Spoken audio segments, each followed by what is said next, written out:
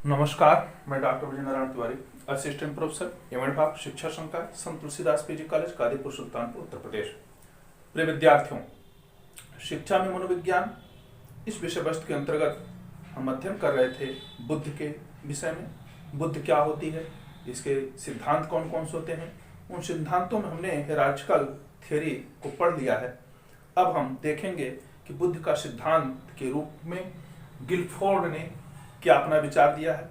उनका कहना है गिलफोर्ड का कि बुद्ध जो है इसकी एक संरचना होती है, यह केवल एक दो कारकों से मिलकर के नहीं बनती है, बल्कि बुद्ध पूरे 120 कारकों से मिलकर के निर्मित होती है। यानी बुद्ध की संरचना ये केवल जनरल फैक्टर और स्पेशल फैक्टर्स ना होकर के, बल्कि यह जो फैक्टर होते हैं वे टोटल 120 अर्थात 120 फैक्टर्स मिलकर के तब बुद्ध का मॉडल तैयार करते हैं।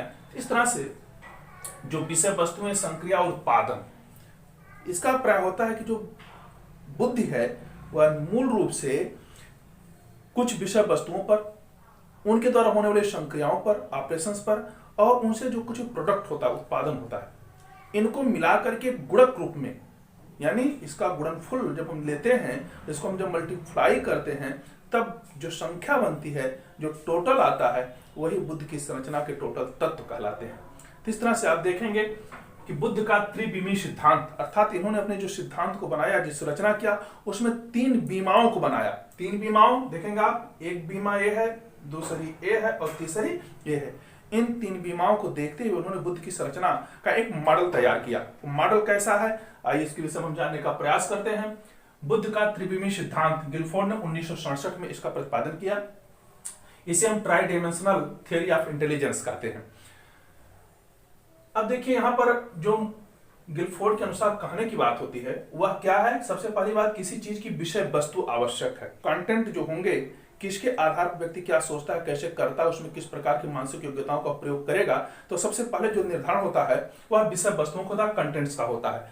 कंटेंट्स के विषय में उन्होंने बताया कि कम से कम 4 प्रकार की विषय वस्तुएं होती हैं: आकृतिक, शाब्दिक, सांकेतिक और व्यवहारिक। उसी को आप यहाँ देखेंगे, आकृतिक फिगरल, सांकेतिक सिंबॉलिक, शाब्दिक सेमेटिक और व्यवहारिक जिसे हम बिहेवियरल कहते हैं। यानी 4 प्रकार की विषय वस्तुएं होती हैं। इन विषय वस्तुओं से 5 प्रकार की संक्रियाएं होती हैं। आप देखेंगे ये जो संक्रियाएं हैं, ऑपरेशंस हैं, ये 5 प्रकार की होती हैं। कौन कौन से?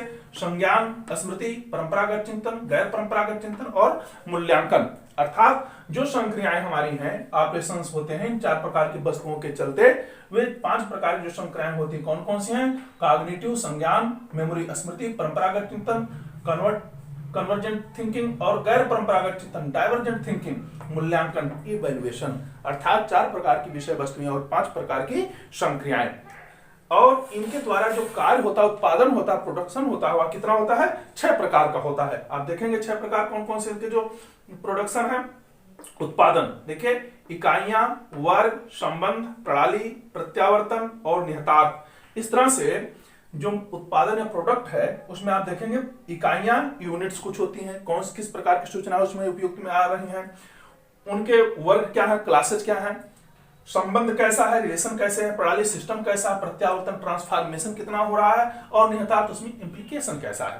तो इस तरह से 4 प्रकार की विषय वस्तुएं, 5 प्रकार की संक्रियाएं और 6 प्रकार के उसके उत्पाद प्रोडक्शन। इस तरह से सब मिलाकर के 4 विषय वस्तु गुणे 5 संक्रिया गुणे 6 उत्पादन, 4 गुणे 5 गुणे 6 बराबर 120 फैक्टर तैयार होते हैं। ये बुद्ध के एक मानक हैं। ये बुद्ध के अंदर इतने प्रकार के कारक उपयोग में लाए जाते हैं, तब जाकर के व्यक्ति किसी कार्य को करने में सफल होता है। इस तरह से आइए हम इसको विस्तार से समझने का प्रयास करते हैं। विषय वस्तु अर्थात जो बुद्ध की संरचना है, स्ट्रक्चर ऑफ इंटेलिजेंस है, उसका देखिए एक चित्र है। एक इसमें 3 बीमी है, यानी 3 बीमाएं हैं। कौन कौन से हैं? पहली बीमा देखिए, ये विषय वस्तु की है, यहां से लेकर के यहां तक। दूसरी बीमा संक्रिया की है, ये देखिए यहां बनी है। और तीसरा बीमा इसमें जो बनाया गया वो किसका है? उत्पादन का है। इसलिए 1, 2, 3 बीमाओं पर यह बुद्धि का मॉडल तैयार होता है। इसलिए इसे try dimensional theory of intelligence कहा जाता है। अब आप देखेंगे इसका विषय वस्तु जो कंटेंट्स हैं, इसके मायने क्या होते हैं। जैसे आकृतिक या फिगरल, जो कुछ चीजें विषय वस्तु के रूप में हमारे सामने श्रव्य और दृश्य के रूप में दिखाई पड़ती हैं। दृश्य जैसे आकार, रूप, रंग इत्यादि।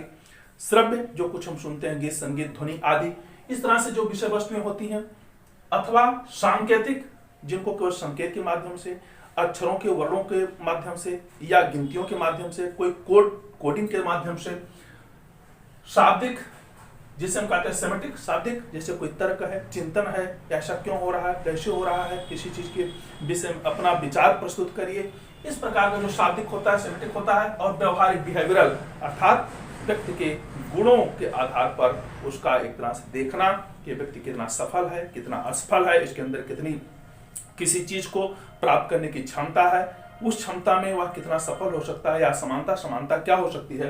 इस तरह से उसके व्यवहार के आधार पर विषय वस्तुएं 4 प्रकार की हो जाती हैं। अब इन्हीं 4 प्रकार की विषय वस्तुओं का 5 प्रकार की संक्रियाओं से गुणन होता है। जैसे संज्ञान कॉग्निटिव, जब कोई विषय वस्तु आती है उसके सामने सबसे पहले क्या होती है, संक्रिया संज्ञान होती है, अर्थात यह क्यों हो रहा है, ऐसा क्यों हो रहा है, आखिर इस शब्द या पहेलियां का अर्थ क्या होगा, ये चित्र अधूरा क्यों है, इसको हम पूरा कैसे कर सकते हैं, इन चीजों को हम संज्ञान कहते हैं कॉग्निटिव। स्मृति मेमोरी अर्थात इस कार्य को करने के लिए जो कुछ पुनः स्मरण किया जाता है, जो कुछ पहचान होती है, यानी जो कुछ हम जानते हैं पहले से उसको पुनः स्मरण में लाना और उसको फिर से पहचान के रूप में अपने अंतर्व्यक्ति के रूप में उसे प्रकट करना। परंपरागत चिंतन कन्वर्जेंट थिंकिंग, परंपरागत चिंतन का प्राय होता है कि जो कुछ पहले से चला रहा है, जिस प्रकार से हमारी सोच चलती रही है, जिस प्रकार से हम किसी चीज का अंतर करते रहे हैं, वह जो परंपरागत चिंतन है, ट्रेडिशनल जो हमारा है, जो कन्वर्जेंट थिंकिंग है, इस प्रकार से उस पर विचार करना अर्थात अपने प्रीवियस नॉलेज के आधार पर। गैर परंपरागत चिंतन डाइवर्जेंट थिंकिंग, अर्थात अब यहाँ से पर हम परंपरा से थोड़ा सा हट करके नवीन तरीके से, माने गैर परंपरागत माने परंपरा से हट करके अर्थात नवीन तरीके से मुझे क्या करना है, इस परिस्थिति में मैं किस कार्य को कैसे करूंगा, इस समस्या का निदान और समाधान कैसे करूंगा, इस प्रकार का जो चिंतन होता है उसे डाइवर्जेंट थिंकिंग कहते हैं। मूल्यांकन इवैल्यूएशन, इसके बाद जो 5वीं संक्रिया शुरू होती है वह इवैल्यूएशन मूल्यांकन होती है। मूल्यांकन का प्राय है कि इसके द्वारा मुझे क्या प्राप्त हुआ या किसी कार्य को करने के परिणाम स्वरूप क्या उपलब्धि हो रही है, इसका मूल्यांकन करते हैं, इवैल्यूएशन करते हैं। अब देखिए 4 प्रकार की विषय वस्तुओं से 5 प्रकार की जब संक्रियाएं शुरू होती हैं तो उसके रिजल्ट जो होते हैं, जो उत्पादन होता है वह 6 प्रकार का होता है। कौन कौन से प्रोडक्ट हैं, इकाइयां यूनिट्स का प्राय होता है कि किसी भी कार्य को विषय वस्तु से संबंधित कोई भी विषय वस्तु हो, उसकी कोई भी संक्रिया हो, उसमें किस प्रकार की इकाइयां कार्य कर रही हैं, किस प्रकार के तत्व उसमें योगदान दे रहे हैं। जैसे गिनतियों की याद करना है तो उसमें से न्यूमेरिकल कितने काम में आ रहे हैं, उन गिनतियों का परस्पर वर्ग क्लासेज क्या है, उसमें समान मात्राएं कौन सी हैं, असमान कौन सी विषय वस्तुएं हैं, यानी समानता असमानता का इकाइयां जो यूनिट्स हम ले रहे हैं, जो कुछ उसके अंतर्गत कंटेंट्स को ले रहे हैं, विषय वस्तु को ले रहे हैं, उन विषय वस्तु के अंतर्गत किस प्रकार की यूनिट्स का हम प्रयोग कर रहे हैं, सोचने की, समझने की, कार्य करने की, या व्यवहारिक रूप से लेने की, या किसी चीज की कोडिंग करना, सांकेतिक करना है, या भाषा का प्रवाह करना, किसी चीज के अर्थ को जानना है। इस प्रकार की जो यूनिट्स हमने लेंगे किसी भी समस्या संबंधित या मानसिक योग्यता संबंधित, उन इकाइयों का परस्पर क्लासेज कैसा है, अर्थात उसमें जो तमाम वर्ग होंगे, तमाम प्रकार की इकाइयां होंगी, उसमें जो समान है एक तरफ रखिए और जो असमान है उनको अलग अलग करने का जो तरीका होता है उसे वर्ग कहते हैं, क्लासेज कहते हैं। संबंध रिलेशन का प्राय होता है कि इन इकाइयों में, इन यूनिट्स में परस्पर संबंध कैसा है। संबंध अर्थात वे कितना एक दूसरे के सहायक हैं, वे कार्य या सोच कितने एक दूसरे के अपोजिट हो सकते हैं, इस प्रकार का रिलेशन को देखना।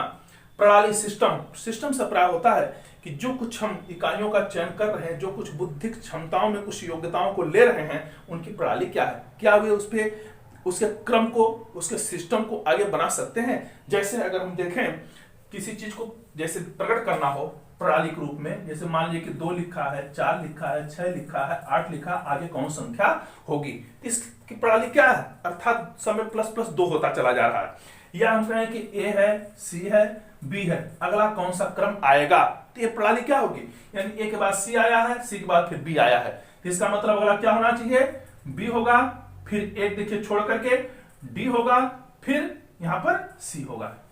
तो इस तरह से जो प्रणाली हमारी बन रही है वो कहां पर जा रही है, कैसे जा रही है, इस प्रणाली का विशेष रूप से इसमें उपयोग होता है, इसी को हम सिस्टम कहते हैं। अगला आता प्रत्यावर्तन ट्रांसफॉर्मेशन। प्रत्यावर्तन का अर्थ है कि किसी चीज का जो हम ज्ञान सीखे हुए हैं हमारे पास है, उसका दूसरे में स्थानांतरण कितना हो रहा है, उसका रूपांतरण कितना हो रहा है। अर्थात जैसे कहा जाए कि यदि मनुष्य के पंख होते यदि विद्यालय में पहिए होते तो इस प्रकार का जो चिंतन होता है अपने सीखे हुए ज्ञान का किसी दूसरे विषय वस्तु में ले जाकर के उसका ट्रांसफॉर्मेशन करना, अंतरण करना।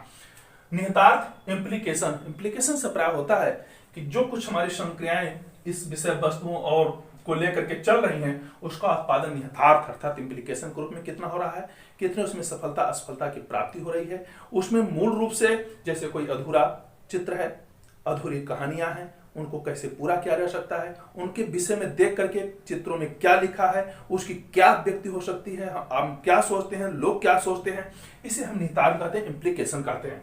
इस तरह से आपने देखा कि जो हमारे बुद्धि संरचना के अंतर्गत तत्व निहित किए गए हैं उसमें 4 प्रकार की विषय वस्तुएं कंटेंट्स को ली गई हैं, 5 प्रकार की उनके द्वारा संक्रियाएं होती हैं, ऑपरेशंस होते हैं, और इनके फलस्वरूप जो उत्पादक प्रोडक्ट होता है वह उसमें 6 प्रकार के प्रोडक्ट सम्मिलित होते हैं। इस तरह से 4 विषय वस्तु, 5 संक्रिया और 6 उत्पाद मिलकर के 4 विषय वस्तु, 5 संक्रिया, 6 उत्पाद मिलाकर के 4 × 5 × 6 4 × 5 20 छक्का 120 कारक फैक्टर्स मिलकर के तब जाकर के बुद्धि की संरचना होती है। इसलिए बुद्धि कोई एक छोटे तत्वों से मिलकर नहीं बनती है, कोई एक इकाई से मिलकर नहीं बनती है, बल्कि इसमें पूरे के पूरे 120 इकाइयां, 120 तत्व, 120 फैक्टर कार्य करते हैं, ऐसा मानना है गिलफोर्ड का। और यह सिद्धांत अक्सर परीक्षाओं पूछा जाता है, प्रतियोगी परीक्षाओं पूछा जाता है कि त्रिविमीय सिद्धांत किसका है, आप सीधे बताएंगे गिलफोर्ड का। यह सिद्धांत कब आया था? 1967 में आया था। त्रिविमीय सिद्धांत में कितनी बीमाएं होती हैं? तो आप कहेंगे 3 बीमाएं होती हैं। उन बीमाओं के क्या क्या नाम है? तो आप सीधे कह सकते हैं कि विषय वस्तु, कंटेंट्स, आप संक्रिया, ऑपरेशंस और प्रोडक्शन, उत्पादन, 3 बीमाएं होती हैं। प्रत्येक बीमाओं में कितने कितने उसमें तत्व होते हैं? तो विषय वस्तु में 4 होते हैं, संक्रिया में 5 होते हैं और उत्पादन में 6 होते हैं। पूछ लिया कि अगर प्रणाली जो तत्व है वो किसके अंतर्गत आता है? तो आप सीधे कहेंगे उत्पादन के अंतर्गत प्रणाली आती है। पूछा गया अगर कि हाँ सांकेतिक प्रणाली किसके अंतर्गत, सांकेतिक विषय वस्तु किसके अंतर्गत आती है? तो आप विषय वस्तु के अंतर्गत लिखेंगे सांकेतिक योग्यता को। इसे पूछ दिया कि संज्ञान का प्राय क्या होता है? संज्ञान संक्रिया के अंतर्गत आता है। तो इससे संबंधित जो चित्र बना है इसको आप ध्यान से देखेंगे तो इसमें एक एक चीजें जो हैं कई प्रश्नों को बनाने के लिए तत्पर है, उसका उत्तर देने के लिए पर्याप्त है। तो इस तरह से आप इसको अच्छी तरह से देखें, समझें। अगर वीडियो आपको पसंद आया हो तो आप इसे लाइक करें, इस पर कमेंट करें, इसे अधिकाधिक शेयर करें। यदि चैनल से पहली बार जुड़ रहे हैं तो आप इसे सब्सक्राइब कर लें।